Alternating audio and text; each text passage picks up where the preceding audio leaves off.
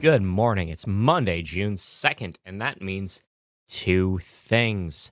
I swear I could say I hate getting caught in the rain, and someone would tell me that I had moist derangement syndrome. Anyway, let's get into the news. The lighting industry news brief is brought to you by Keystone Technologies with their exit signs. These are multiple. This is a full product line that offers you red lettering, green lettering, white housings, black housing, edge lit illuminations if you need it. Some are round, some are square, some have different lumen outputs. You can get combos available. All of these still feature the Keystone Technology power supply and their guaranteed performance. Visit the link in the description if you please. Let's get into it. Ciena has bought Veriluz's assets at auction. This is a bankruptcy deal for the Utah company. It closed at just over $1 million. Havells, an Indian manufacturer, has opened a brand new distribution center in the U.S. in Anderson, South Carolina, operating as Havells U.S. One big beautiful bill has become one big beautiful legislation, which means that a number of energy and efficiency tax credits are gone, but there are also a number of ways to file business expenses that are entirely new.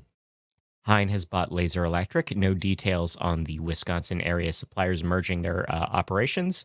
Ferguson, a value-added distro service, has declared a dividend, 83 cents per share. On the tariff side of things, a federal judge overturned Trump's global tariffs, and then a different federal court reinstated them the next day. We're also seeing large retailers launching lawsuits over the instability related to this whole situation. The Society of Light and Lighting has begun work on TM66 with a new standard for circularity in lighting coming up. TED Magazine has been named a B2B Magazine of the Year from the American Society of Business Publications Editors. Energy Manager Canada has launched the EM Honors Awards, so 6 categories are open for submissions if you are doing anything electrical in Canada. We have more on the Signify share buyback with 78,000 shares coming back to the office at 20.18 euros each last week. Southwire has been recognized as a best-managed company in the U.S. by the Wall Street Journal. China Silver Tech has delayed their share subscription circular. They make PCBs and LEDs, and they are postponing that until June 13th. J.H. Larson has opened a new branch in Rochester, Minnesota. We have Crawford opening a second branch. They're a Stone Park company. They're setting up in Katy, Texas. Medgar Lighting and Controls has joined the EFC, that's the Electro Federation Canada. They are a new manufacturing member. I'm very sorry. Weird words. Azione is expanding its internal training program. Members now have access to the Lighting Excellence Dojo, CDL Learning Academy, and a new leadership symposium series. I'm starting to think LS Evolve was less popular because I did not call it the Lighting Thunderdome. But here we go. Batteries Plus enhances its partnerships with education facilities. So schools across the U.S. will, from kindergarten to postgrad, will now be hosting recycling pickups. We have Technical Safety BC. We have a new report from them highlighting gray market hazards, showing that unlicensed, uncertified, and unpermitted work and products are a huge issue for what gets people shocked on the job. In legal news, Carolina Architectural Lighting and Design has sued their former president. The suit alleges that Brent Mediaris has commercialized internal software without actually having the rights to said software. Employees form a class action lawsuit against Century Lighting and Electric. The case alleges noncompliance with state labor codes. And AMS Osram is suing Nature Fresh Farms with certain horticultural fixtures in question. In sales rep updates, Sesco has bought NextGen, Mike Chowan has bought Jebco Agencies, and MBR will be repping BRK, First Alert, and Honeywell Home in Quebec. The province, not the city. In events and webinars, DMC is expanding their Nearshoring America series with 2 trade expos in January at the Dallas Market Center. Registration is now open for the IES Street and Area Lighting Conference. That is September 21st to 24th in New Orleans. In IoT news, NEMA has published C137.9-2025. This is a new networked lighting control systems configuration report and standard. Fight has bought USI. That is $6 million in a distressed deal. Savant has partnered with Grid to offer energy products in underserved areas. Constructor U has exposed skin cells to 5G under varying power levels, and nothing happened. Craig DeLuey and Alexa Burr were on the Lighting Controls podcast to talk about the NEMA Academy. We have a deep dive into lighting control requirements with Craig DeLuey himself. We have Schneider Electric launching the Impact Buildings program with new connectivity projects. On the research side of things, we now have full-color quantum dot MLEDs. That's right, we have new chips that can change color on their own from Saflux. They're already going to market. A diet has been linked with eye health. Specifically, your intestinal microbiome has been linked with degeneration and inflammation. This is new research from Dr. Russell Phillips. Signify has published a new white paper. This is a new publication with the Climate Group, exploring the concept of negawatts, which are the watts you gain when you do projects, not the bad guy from Darkwing Duck. We have a new meta-analysis on the non-visual effects of lighting. This is cross-indexing data from 141 peer-reviewed articles by UBasel in Switzerland. LiDAR, the sensor type that allows self-driving cars to self-drive, can damage your phone's camera. They blast the lenses and it leaves little floating dots forever. So that's something. Daylight boosts your immune system. This is a new study published by Science Immunology. We have a new thing that glows under UV. If you remember a few years ago when we constantly discovered animals that were glowing under UV, we have some birds' eggs reacting to the light frequency. And the National University of Singapore has determined that mangrove crabs communicate with light, not by generating light, just by standing in places that are illuminated and then bouncing that light off their own faces in the direction of other crabs. The U.S. Department of Health and Human Services has published their first Make America Healthy Again report. It is a 73-page document that contains many things that are not relevant to the topic at hand, but I will say that real reputable science was referenced in it in terms of light and health, specifically the work of Dr. Martin Moore Eddy. Not anyone else in the lighting field, though. Just him. Circadian rhythms are seasonal, is a new finding, and seasonal changes have also been linked with issues for shift workers, and preterm birth rates are also seasonal. In the Netherlands, at least. Probably carries around, but we don't know. It's just Dutch data. We have a new study discussing the circadian elements of cancer growth and cancer treatment. We have sleep problems being linked with mental health problems in Norwegian teens. Probably transfers. It's just Norwegian data. Maine has proposed a statewide responsible outdoor lighting law. Las Vegas. Sorry, the state of Nevada has launched a state starry size certification. Bit of a slip there from me. Rep. Marie Gluenskamp Perez has called for a limit on headlight brightening. That's at the federal level. UV lighting is reducing bird strikes against buildings. Landscape ecology has named light pollution a threat to habitats. We have light pollution changing how red jungle fowl signal each other through cries. The Royal Astronomical Society has issued a warning over low Earth orbit satellites. Utah hosted their 4th Astrofest at a number of state parks. Portland, Oregon Amusement Park is planning a drop tower ride, but that may be canceled due to light pollution complaints. We have an update from the Arizona Dark Sky Observatory. They have a dome now. That's what happened. Lambertville, Pennsylvania Bridge Rehab Project includes a bird safety assessment. We have more lighting going up on the New Mexico border. We have what light pollution from the new Meta data center actually looks like. Boulder, Colorado has been named a bird city.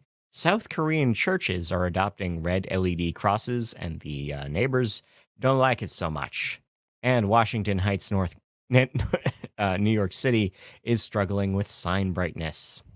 In horticultural news, we have found that supplemental canopy lighting is increasing the potency and yield in cannabis. A container farm project has won the Wanganingan Award. St. Louis University of the Philippines has launched a community hydroponics program.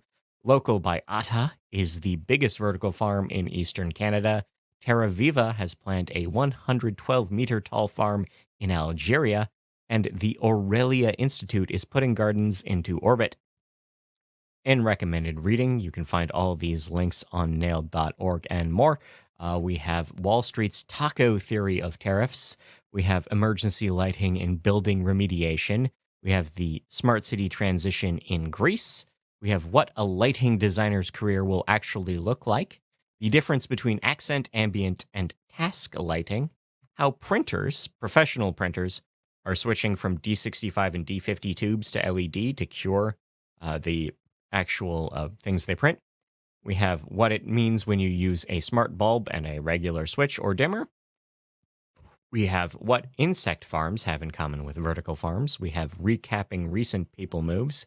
Lighting Europe has issued 2 statements, one on harmonization, compliance, procurement, and standardization gaps in Europe. And we also have a statement on the ROHS lamp exemptions, which change which fluorescent lamps are available when and where. We have a video on rewiring the future, DC power, and transforming building design and performance. We have a case study, the interior systems, the smart building of Tencent's new towers in Shenzhen. And we have a case study of the Scripps Research Campus. That's a new building as well. In local news, Indiana has launched a new residential energy program. Prince Edward Island is reducing multiple incentive programs. Puerto Ricans continue to complain about a lack of streetlight in general. Kentucky schools are dealing with $10 million in cuts. Bozeman, Montana is struggling with broken flagpole lighting. Santa Monica, California will be reducing decorative lighting downtown. San Jose Police Department has arrested copper thieves in the act. Columbus, Ohio is switching their streetlights out. Richmond Heights, Ohio is making progress on their street lighting overhaul as well. Halifax, Nova Scotia has completed their UV lighting for water treatment project. We have lighting fits going down at 2 Montgomery, Alabama schools. Dinkytown, Minneapolis, Minnesota plans new pedestrian lighting corridor. Salmon Arm, BC is planning lighting for bike paths. Hialeah, Florida will be improving sports lighting in parks. Fulton County, Indiana baseball diamond is getting new lighting. Hendersonville, Tennessee is planning to spend $4 million on sports field lighting. And Smithers in British Columbia held a party to celebrate their skate park getting lighting. And then Tony Hawk showed up.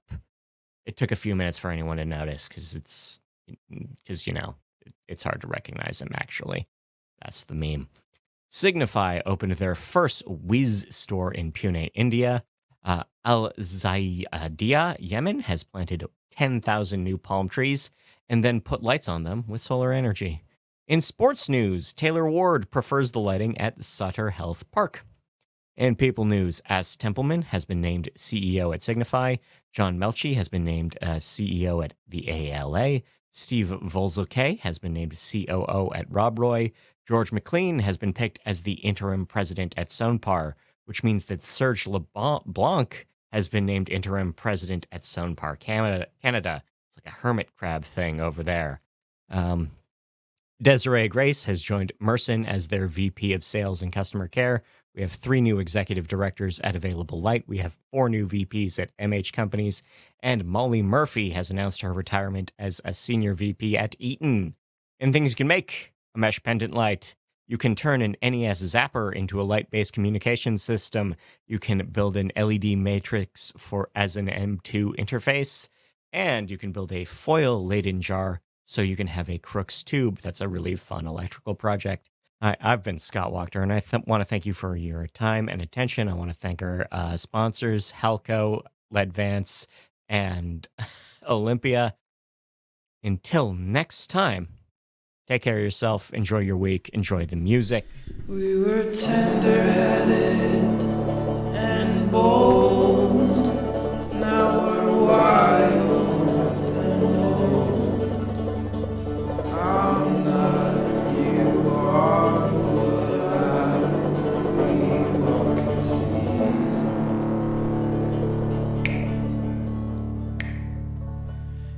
You are more than what I hold.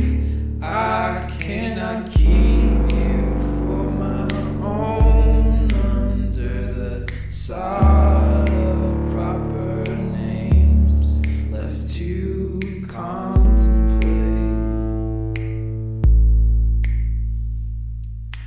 I would highly advise keep the dawn alive of the roots and broken wings. We walk in season.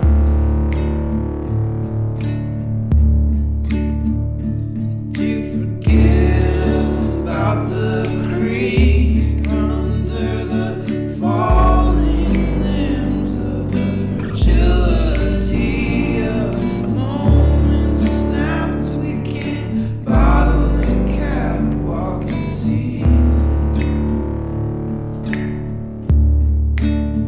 We were tender-headed and bold. Now we're wild and old.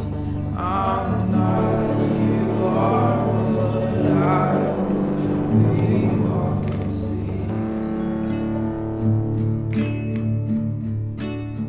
Walk in season. Walk in season. Walk in season.